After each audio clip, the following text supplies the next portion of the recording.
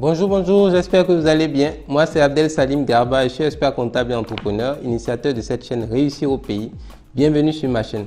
L'objectif de cette chaîne, c'est de vous donner de bons conseils, de bons contenus, de bons conseils en matière d'entrepreneuriat, d'insertion professionnelle, de bons conseils en matière de développement personnel, parce que le développement personnel, pour moi, c'est la clé qui va aider les gens à mieux se connaître, à s'améliorer dans leur quotidien, qui permettra à ce continent, à la jeunesse de ce continent de s'éveiller, de se réveiller et de pouvoir contribuer beaucoup plus à la prospérité de ce continent. Parce que la jeunesse de ce continent, pour moi, c'est la clé du développement de l'Afrique. Donc, nous avons déjà en partie 1 et partie 2 vu les 12 moyens d'arrêter la procrastination de Brian Tracy. Là, on va parler du 13e moyen. Le 13e moyen, c'est l'exercice des pressions sur soi-même. Donc, 13e moyen de Brian Tracy, il dit que déjà, les gens ne remarquent pas, mais souvent les gens préfèrent, quand votre patron vous met la pression et il vous dit je veux le travail pour demain, vous n'avez pas le choix, vous le faites. Vous-même, quand vous-même vous devez faire le travail pour vous, vous ne vous donnez pas des délais. Il faut se fixer des échéances. Les objectifs, il faut vous fixer des dates, des échéances. Les tâches que vous avez accomplies, il faut fixer des dates, des échéances. Les activités, les sous-tâches que vous avez accomplies, fixez des échéances, des dates. Et mettez-vous la pression. Vous devez forcément faire ce travail pour demain. Mettez-vous la pression. Si votre patron vous met la pression pour un travail et que vous-même, vous n'êtes pas capable de vous mettre la pression, c'est-à-dire que vous respectez plus votre patron que vous-même.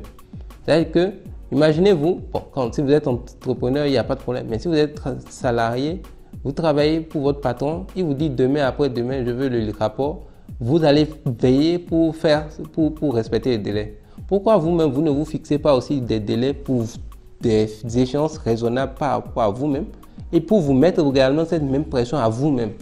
C'est très important de le faire. Il faut vous fixer des échéances. Et il dit même que les gens qui disent qu'en général, en fait, seulement 2% des personnes dans le monde, seulement 2% des personnes dans le monde sont capables de travailler sans supervision. Seulement 2%. 98% de la population mondiale a besoin de supervision pour travailler. Donc, vous devez faire partie de ces 2%-là. Travailler sans supervision, c'est ce qu'on veut. Et ces personnes-là, c'est eux qu'on appelle des leaders. Ceux qui sont capables de travailler sans supervision, c'est eux qu'on appelle des leaders. Donc vous devez travailler sans supervision. Vous devez arriver à le faire. Et pour arriver à le faire, il faut que vous fixiez des échéances. J'ai un projet, c'est à quelle date? J'ai des objectifs, c'est à quelle date je dois atteindre? J'ai des activités, j'ai des tâches à accomplir, à quelle date? Quelles sont les dates? Écrivez chaque objectif, les dates. À quelle date je dois atteindre ce objectif? Objectif 2, à quelle date? Les tâches, à quelle date je dois les réaliser? Et mettez-vous la pression. Et il dit que le meilleur moyen de se mettre la pression, c'est de faire comme si demain vous alliez partir en vacances ou que vous alliez vous absenter pendant 1 mois. Donc aujourd'hui, vous savez que si vous ne terminez pas, vous ne pouvez pas aller en vacances. Donc dans votre tête là, vous devez vous mettre tellement la pression de telle façon à ce que vous atteigniez pour que demain vous puissiez partir en vacances. Effectivement, quand on sait qu'on va partir en vacances, on a tendance à tout faire correctement, bien faire, se mettre la pression pour aller se reposer. Donc voilà un peu. Donc, exercice pratique numéro 13 plutôt, pardon. Essayez de vous donner des échéances pratiques pour chaque tâche, chaque objectif, chaque tâche que vous voulez accomplir. Moyen numéro 14. Donc, motivez-vous à agir. En fait, Brian Tracy dit que quand vous êtes en train de travailler au fur et à mesure, il faut que vous-même vous soyez votre cheerleader. Cheerleader, c'est en fait votre motivateur, que vous vous motiviez vous-même. Vous avez une attitude positive. Vous dites vraiment courage, je vais y arriver. Bientôt, je vais profiter de mes vacances en Caraïbes, je ne sais pas moi, ou je ne sais pas dans quelle ville. Je vais pouvoir rentrer me reposer, je vais pouvoir profiter de ma famille, je vais pouvoir faire ce que je veux. Donc, c'est maintenant que je dois travailler. Vas-y, c'est maintenant. Motivez-vous à agir. Motivez-vous parce que en vous motivant, donc, vous serez perpétuellement vous donnerez du punch, du tonus. Donc, c'est comme si c'est pas la peine d'attendre des encouragements extérieurs. Vous êtes seul à vous battre contre vous, avec vous-même. Donc, motivez-vous. Donc, soyez vous-même votre motivateur. Donc, c'est ça le moyen pratique numéro 14. Donc, exercice pratique numéro 14. Ayez l'habitude de vous faire chaque matin, quand vous vous levez, de vous dire, aujourd'hui, c'est une belle journée. C'est une très belle journée. Je vais atteindre mes objectifs. Tu avances très bien. J'avance très bien. Si je continue comme ça, dans quelques temps, je serai riche. Ou dans quelques temps, je pourrai aller me reposer. Dans quelques temps, je pourrai faire ce que je veux, etc. Chacun, en tout cas, en fonction de ses besoins. Voilà. Moyen numéro 15. Brian Tracy dit qu'il faut se méfier de la technologie. La technologie est une terrible maîtresse. Donc, la technologie peut être votre pire ami, votre pire ennemi ou votre meilleur ami. Tout dépend de l'usage que vous en faites. Il dit en fait que il faut apprendre dans la journée à se déconnecter de temps en temps dans la journée de la technologie pour prendre du recul, pour se reposer, pour réfléchir, pour méditer. C'est important parce que dans la journée, quand vous regardez un peu, quand vous commencez vos journées, surtout si vous êtes très débordé, ça va vite, tac, tac, tac, tac, tac, tac, ça va vite. Et donc, vous n'avez pas le temps, souvent, de prendre le recul, de même faire une petite sieste de 30 minutes, ça c'est important. Vous déconnectez votre téléphone. Et il dit que ne pas chercher à vouloir tout le temps avoir les informations à la télé, de suivre l'actualité, ça ne sert à rien. Que si quelqu'un a besoin de vous, si vous voulez, s'il y a quelque chose qui se passe dans votre pays, vous le saurez, quelqu'un vous le dira. Mais que vous soyez connecté ou pas, quelqu'un vous le dira. Donc, ce n'est pas la peine de vouloir dire que vous devez être connecté, rester connecté pour suivre l'actualité. Ça ne sert à rien. Ou bien pour les gens, si vous ne vous déconnectez, et ça, quelqu'un lui a dit, il a dit, si vous vous déconnectez, déconnectez-vous 1 heure le matin, 1 heure l'après-midi. Ça, c'est l'exercice pratique numéro 15. Il dit déconnectez-vous 1 heure par jour, 2 heures par jour, 1 heure le matin et 1 heure de l'après-midi. Déconnectez votre téléphone, déconnectez votre connexion Internet. Et dans la semaine, déconnectez une journée votre connexion Internet pour prendre du recul. Vous allez voir que vous allez pouvoir vous reposer. Vous allez vous reposer. Essayez de voir, c'est un exercice quand même, c'est vrai que c'est pertinent parce que quand vous allez quand vous voyagez, vous allez en vacances, vous allez dans les zones calmes. Je ne parle pas des voyages à Paris, je parle des voyages où vous allez en zone forestière, dans les villages, etc. Les sites touristiques où c'est calme, c'est paisible, c'est pas le rythme effréné et le rythme intense de la ville là. Vous allez voir que quand vous êtes là-bas, que vous n'avez pas trop de connexion, que vous n'êtes pas connecté, c'est reposant. Votre cerveau se repose. Parce que si vous n'êtes pas reposé, vous n'êtes pas efficace. Vous ne pouvez pas continuer à travailler comme quelqu'un qui est comme un forcené, comme un esclave tous les jours de façon intense sans vous déconnecter. Vous allez perdre en efficacité sur la durée. Donc il faut que vous reposiez, vous déconnectez un peu, 1 heure le matin, 1 heure l'après-midi. Vous reposez, vous sortez, vous réfléchissez. Ça vous donne même le temps de réfléchir à votre vie, à vos projets, à ce que vous voulez faire de votre vie, à où est-ce que vous en êtes par rapport à ce que vous êtes en train de faire, d'avoir même de meilleures idées, d'être inspiré. Donc, méditez. Voilà. Une dernière chose que Brian Tracy dit dans le fait que la technologie est une maîtresse, il dit quand vous prenez par exemple vos mails, il dit sur les mails, si vous appliquez la règle de Pareto 80-20, vous verrez que 80% de vos mails ne servent pas à grand chose. En fait, c'est même pas la peine d'y répondre. 20% de vos mails sont les mails sur lesquels vous devez travailler, donc répondre. Forcément, parce que c'est des mails sur lesquels vous êtes soit c'est des mails de collègues, mais c'est des mails auxquels vous devez répondre. Mais 80% de vos mails sont des mails auxquels vous n'avez même pas besoin de répondre. En réalité, vous les supprimez. Donc, 20% sont ceux sur lesquels vous devez apporter une réponse. Et sur les 20%, seulement 4 mails sur 20 sont ceux auxquels vous devez répondre dans l'immédiat. Donc, quand vous structurez comme ça, permanemment, chaque jour, vos mails, vous savez systématiquement que vous pouvez répondre seulement à 4 mails sur 100. par jour et ça vous permet de gagner du temps.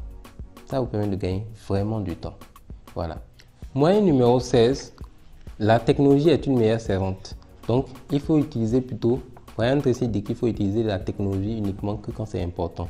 Donc, les réseaux sociaux, les médias sociaux, c'est important c'est quand ce sera important pour votre travail que vous les utilisez. Et il dit de désactiver les notifications, les notifications d'applications qui ne servent pas à grand chose. Parce que quand vous êtes là, votre téléphone notifie tac, tac, tac, tac. Ça ne sert à rien parce que pour la plupart des notifications, c'est quelqu'un a aimé votre photo, quelqu'un a fait ci, quelqu'un a fait ça. Ça ne travaille, vous travaillez à quel moment? Donc, déconnectez les notifications d'applications pour lesquelles ce n'est pas important, qui vous empêchent de travailler ou qui ralentissent votre travail, pour rester concentré sur ce que vous êtes en train de faire, pour avoir plus de résultats, pour avoir plus de temps après pour profiter. Vaut mieux 4 heures de travail où vous êtes concentré que 8 heures de travail où chaque 30 minutes vous êtes en train de prendre votre téléphone. Ça n'a pas de sens. Voilà. Donc, moyen pratique numéro 17. Concentrez votre attention. Concentrez votre attention. Brian Tracy dit, et c'est très pertinent, que quand vous commencez votre journée, que vous commencez à regarder vos mails ou les messages, les notifications, ça crée, en fait, dès que vous avez une notification de mail ou de message, ça crée comment dire, une dopamine dans votre esprit qui vous donne envie de savoir ce que vous avez gagné, c'est quoi. Donc ça pousse une curiosité. Donc il ne faut pas regarder les mails en réalité, sauf si c'est important, mais vite fait, rapidement, vous pouvez le regarder. Mais il recommande en fait de rester concentré, de savoir ce que vous avez à faire de la journée, d'éviter de vous faire distraire par les notifications de messages, les emails et de rester concentré le matin jusqu'à 11 h. Là, vous pouvez regarder vos mails. Il recommande de regarder vos mails 2 fois par jour, à 11 h et à 15 h. Et si vraiment c'est urgent, que les personnes que vous savez qui doivent vous appeler, si c'est urgent, de leur laisser votre numéro de téléphone. Quand c'est urgent, ils vous appellent. Pas les messages, mais ils vous appellent. Et donc, du coup, ça vous permet de gagner, d'être plus concentré sur votre travail. Il dit en fait que ça vous apporte, à chaque fois que vous êtes en train de travailler, que vous recevez une notification de SMS ou de mail, que vous regardez, une fois que vous avez regardé, ça vous prend encore 17 minutes pour vous concentrer à nouveau dans votre travail. Donc, ça veut dire que vous perdez 17 minutes, vous perdez le temps d'abord d'avoir regardé le mail chaque 2 secondes, plus 17 minutes encore. Donc, si vous calculez le temps que vous perdez à faire ça, vous pouvez cumulativement dans la journée, si vous faites cette analyse-là, voir que vous avez perdu 2 heures, 3 heures à juste regarder des mails qui peut-être ne sont pas forcément importants ou répondre à des messages qui pouvaient être auxquels vous auriez pu répondre après. Et donc, ça vous permet de gagner en efficacité, de ne pas regarder vos mails que 2 fois par jour, 11 h, 15 h. Laissez un numéro de téléphone quand c'est urgent pour que les personnes vous contactent. Et là, vous gagnez un peu plus de temps. Vous pouvez l'appliquer au minimum. En tout cas, regardez comment vous l'appliquez pour gagner plus de temps et être plus efficace. Et tout ça, ça va contribuer à vous éviter de procrastiner, de remettre à demain ce que vous pouvez faire le jour même. Parce qu'en fait, vous pouvez faire plein de choses le jour même, mais c'est parce qu'on est distrait. On est distrait de part et d'autre que finalement, on perd beaucoup de temps. Moyen pratique numéro 18, diviser la tâche en bouchées. Donc, diviser la tâche en bouchées, c'est plutôt quand vous avez une tâche à faire, scindez-la en plusieurs sous-tâches et chaque sous-tâche, vous mettez la durée qui vous concentrez sur chaque sous-tâche. Vous pouvez dire que cette sous-tâche numéro 1, sous-tâche numéro 2, sous-tâche numéro 3, je prends 10-15 minutes par tâche. Après 10-15 minutes, quand j'ai fini une sous-tâche, je me repose un peu, je peux m'aérer l'esprit ou faire quelque chose pour revenir 10-15 minutes, une tâche après l'autre. Donc, vous faites 15 minutes de concentration, 5 minutes de repos, 15 minutes de concentration, 5 minutes de repos. Voilà. Donc, divisez vos tâches en sous-tâches. Donc, il faut aller découper la tâche en gruyère, donc par bouchée.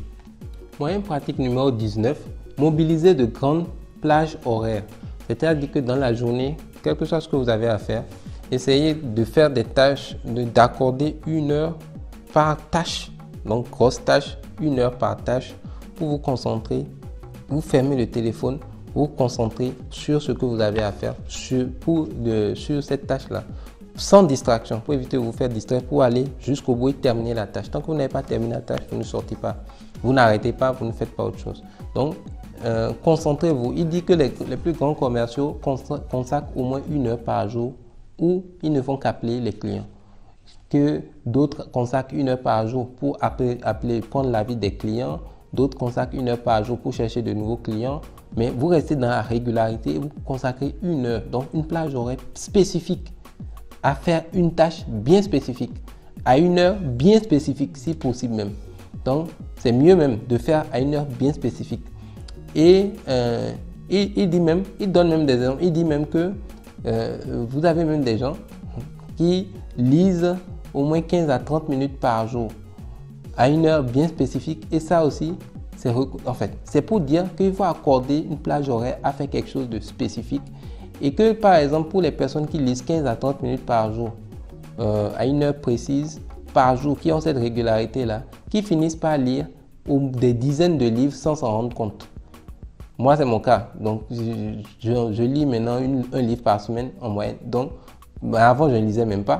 Mais parce que j'ai décidé que 1 heure par jour, je vais lire, finalement, je ne sais même plus à combien de livres je suis en train combien de livres je lis. Donc, ça va vous permettre de vous transformer, de vous changer l'état d'esprit et de prendre de nouvelles habitudes, de meilleures habitudes. Mais pendant cette plage horaire-là, vous devez être concentré. Vous devez éteindre le téléphone. Faut pas qu'on vous distrait. Soyez concentré. Comme je vous ai dit dans le moyen précédent, si vous vous êtes perturbé, ça vous prend 17 minutes pour vous reconcentrer à nouveau. C'est une perte de temps. 17 minutes, c'est énorme.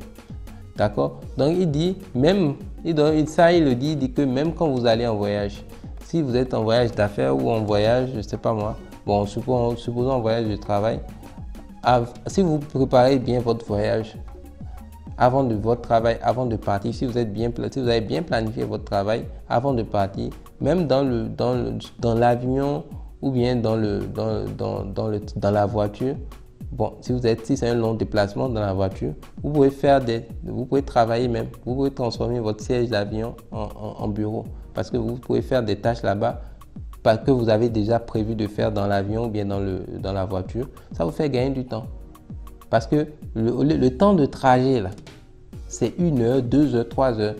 Vous devez exploiter ça.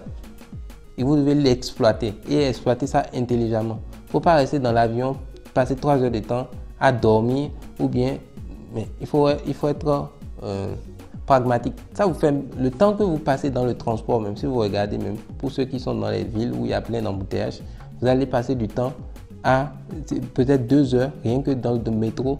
Il faut au moins que vous puissiez, ou bien dans le bus, il faut au moins que vous fassiez quelque chose. Donc, si vous planifiez, si vous savez que vous allez passer 2 heures dans le transport, anticipez, planifiez votre journée et regardez ce que vous pouvez faire comme tâche dans cette plage horaire-là pour être plus efficace, gagner du temps. Quand vous arrivez au bureau, vous faites ce qu'il reste à faire et vous gagnez votre journée, vous rentrez, vous vous reposez, vous pouvez faire autre chose de votre vie, faire du business, faire autre chose, etc. Vous occuper de votre famille, etc. Voilà. Moyen pratique numéro 20, acquérir le sentiment d'urgence. Vous n'aurez jamais un moment parfait pour faire les choses. Il n'y aura jamais le bon timing. Donc faites les choses maintenant, aujourd'hui, décidez, faites ça maintenant, aujourd'hui et arrêtez de remettre à demain.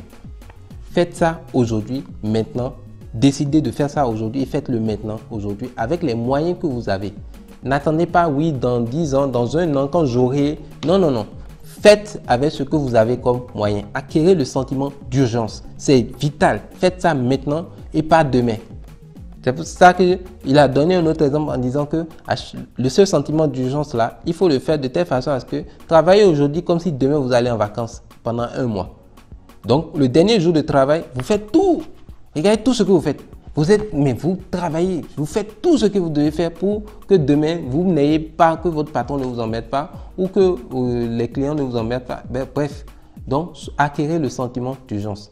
Exercice pratique numéro 20. Ayez l'habitude d'acquérir ce sentiment d'urgence et obligez-vous à faire les choses en même temps et arrêtez de remettre les choses à demain. Moyen numéro 21, consacrez-vous à chaque tâche avec assiduité. Chaque tâche que vous devez faire, chaque travaux, soyez concentrés. éteignez le téléphone ou déconnectez-vous. Soyez concentrés. Soyez, appliquez-vous à la tâche avec sérieux, rigueur. Appliquez, soyez régulier dans l'habitude. Faites-le correctement. Tant que vous n'avez pas terminé une tâche, vous ne sortez pas de cette tâche. Vous allez, quand vous commencez une tâche, vous devez la terminer. Ça, c'est clair. Si vous ne la terminez pas, ce n'est pas la peine de faire autre chose. Et prenez l'habitude de le faire tous les jours, à chaque tâche, à chaque sous-tâche, chaque tâche. Appliquez-le de façon régulière sur la durée. Soyez persévérant, soyez sérieux dans le travail, ayez le souci de la clientèle, de la qualité, ayez le souci de la qualité de votre travail pour vos clients, pour votre patron, etc. Et c'est comme ça que vous allez exceller, vous allez accomplir davantage de choses en peu de temps. Alors, globalement, les 21 moyens pour récapituler: mettez la table, planifiez votre journée, appliquez à tout la règle 80-20, considérez les conséquences, pratiquez la procrastination créative, appliquez continuellement la méthode ABCDE, concentrez-vous sur les domaines de résultats clés, appliquez la règle de 3, préparez-vous à fond avant de commencer, allez-y, un baril de pétrole à la fois, actualisez vos compétences clés, identifiez les contraintes majeures, exercez des pressions sur vous-même, motivez-vous à agir, la technologie plutôt est une terrible maîtresse, la technologie est une merveilleuse servante, la tâche en bouchée, mobilisez de grandes plages horaires, acquérez le sentiment d'urgence et concentrez-vous, exercez-vous avec assiduité à chaque tâche. Donc ce sont les 21 moyens que vous devez mettre ensemble pour arrêter la procrastination et accomplir davantage de choses en moins de temps. Si vous appliquez ces 21 moyens-là, vous allez avoir des résultats extraordinaires. Vous n'avez même pas besoin d'appliquer tous les moyens, il suffit juste d'en appliquer 20% de ces 21 moyens-là pour avoir 80% de résultats. Donc j'espère que vous avez aimé le résumé de ce livre très intéressant, très édifiant. Donc je vous conseille de le lire, de l'acheter si vous l'avez et de le lire. Brian Tracy, Avaler le crapaud. En tout cas, continuons à avaler le crapaud. Donc n'hésitez pas à liker, partagez à vos proches, vos amis, vos petits frères, vos jeunes frères, vos enfants, parce que l'avenir de ce continent, c'est la jeunesse africaine. Une jeunesse éduquée est une jeunesse qui pourra faire des choses merveilleuses. Un peuple sans éducation est un peuple voué à disparaître. Et ça, nous ne voulons pas ça pour notre continent. Notre continent est fait pour être prospère, pour réussir. Et nous allons nous atteler à ça sur Réussir au pays. Donc, à très bientôt pour une nouvelle vidéo. Ciao, ciao.